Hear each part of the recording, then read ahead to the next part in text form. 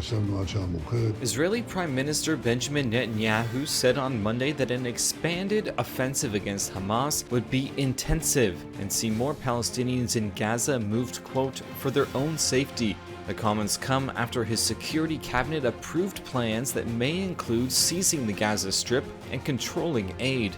Last night we stayed up late in the cabinet and decided on an intensified operation in Gaza. It was the Chief of Staff's recommendation to proceed, as he put it, towards the defeat of Hamas. And along the way, he believes this will also help us rescue the hostages. And I agree with him. We are not letting go of this effort, and we will not give up on anyone.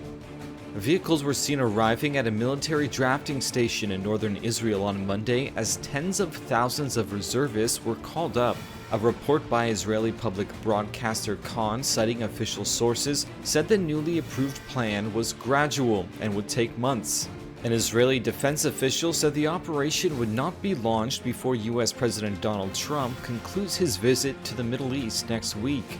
The official said there was a, quote, window of opportunity for a ceasefire and hostage release deal during Trump's visit. Israel resumed its war in Gaza in March, ending a US-backed truce that lasted 2 months. Palestinians in Gaza City were seen mourning those killed in an Israeli strike earlier in the day. They were women and children, civilians who weren't engaged in political activity, according to this man, whose relatives were among the dead.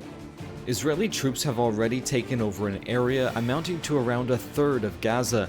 The ground operation has involved building surveillance posts after displacing the population in what the military calls security zones.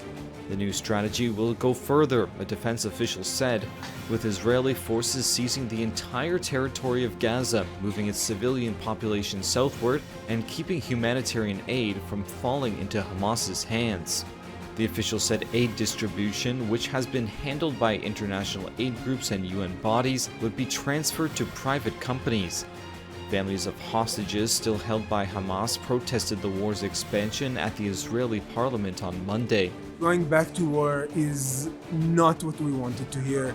We have seen that hostages die during warfare. Successive surveys have shown dwindling public support for the war among Israelis. Many of them prefer to see a ceasefire deal reached and more hostages released. The Israeli military has declined to comment on the remarks by the government officials.